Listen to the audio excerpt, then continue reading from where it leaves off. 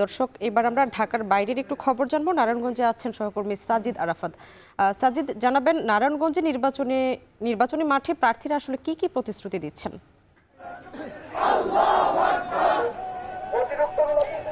আমি এই মুহূর্তে রয়েছি নারায়ণগঞ্জ ৫ আসনে। এটি বন্দর এলাকা নবীগঞ্জ এলাকায় রয়েছি। এখানে এই মুহূর্তে আপনি দেখতে পাচ্ছেন যে নির্বাচনী প্রচারণায় কিন্তু ব্যস্ত সময় পার করছেন প্রার্থীরা।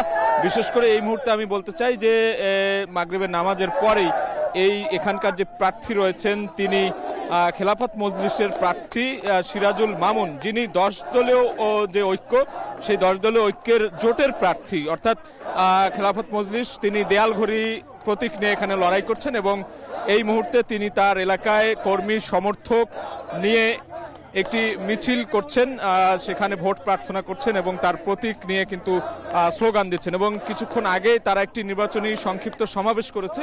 সেই সমাবেশের পর মাগরিবের নামাজ পড়ে তারা কিন্তু এই রাস্তায় তারা মিছিল বের করেছে। এবং এর আগেও আমরা এই নারায়ণগঞ্জ ৫ আসনে বিএনপির যে প্রার্থী, যিনি একাধিকবার এখানে সংসদ সদস্য ছিলেন, আবুল কালাম, তিনিও কিন্তু ধানের শীষ প্রতীক নিয়ে বিকেলের দিকে আমরা দেখেছি যে তার নির্বাচনী এলাকায় চষে বেরিয়েছেন, ভোটারদের দ্বারে দ্বারে যাচ্ছেন, ভোটারদেরকে নানান ধরনের প্রতিশ্রুতি দিচ্ছেন। তারা কিছুক্ষণ আগেই একটি সমাবেশ থেকে তারা বলেছেন যে কি কি করবেন নারায়ণগঞ্জের সমস্যা সমাধানে, নারায়ণগঞ্জের যানজট, এখানে চাঁদাবাজ, মাদক মুক্ত, সন্ত্রাস মুক্ত নগরী গড়ে তোলার জন্য কিন্তু তাদের যে প্রতিশ্রুতি, সেই প্রতিশ্রুতিগুলো কিন্তু তারা দিচ্ছেন। এবং তারা যেটি বলছিলেন যে এখানকার যে দুর্নীতি কিংবা অন্যান্য যে সমস্যাগুলো রয়েছে, নগরের রাস্তাঘাট থেকে শুরু করে এখানের যে বর্জ্য ব্যবস্থাপনা কিংবা যে জলাবদ্ধতা, সব কিছু নিরসনেই তারা কাজ করবেন, এমনটি প্রতিশ্রুতি দিচ্ছিলেন।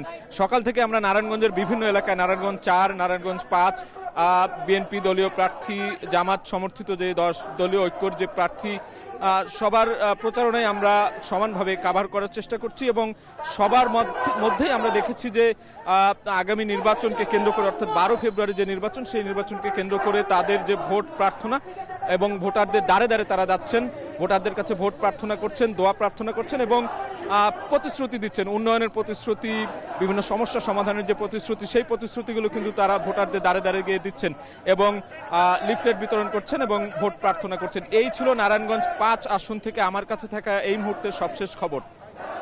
দর্শক, নারায়ণগঞ্জ থেকে নির্বাচনী প্রচারণার খবর জানাচ্ছিলেন সাজিদ আরাফাত।